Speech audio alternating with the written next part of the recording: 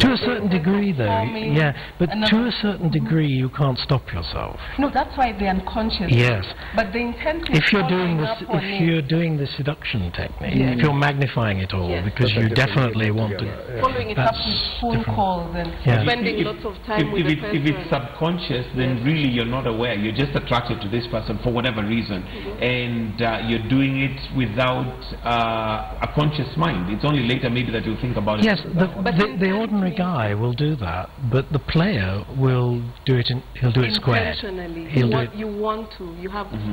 I mean, for example, if she and I are sitting next to one another, I might do something called a pullback, which means that we're mimicking one another. And just to check whether she really is interested, I might break my sequence and see whether she follows my new sequence. Now, I might do that automatically without realizing I'm doing it. If I'm a seducer, I'll do it deliberately. I'll do it several times. I'll make quite sure she's picking it up, because as she starts to slip into the routine, we get more and more attracted to one another. All right, I'll come to you, Caro, and now let's look at people who are in a relationship. And there are those who are more or less known as flirts, generally. Is that a cause for concern for the other party?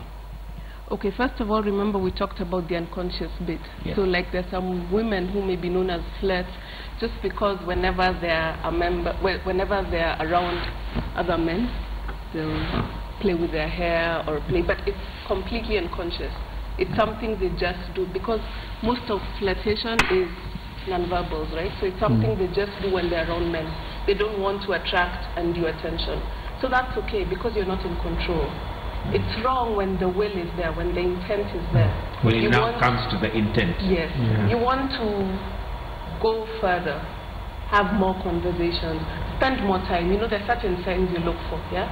For example, if you realize someone you've been flirting with, maybe at the office, you start sending each other texts, you're communicating a lot on Facebook, emails, and you find out that you're spending more quality time with that person, that communication, more than with your partner, then that's a warning sign, Okay. If there's any sexual innuendo, of course that's another warning sign if you're in a relationship, yeah?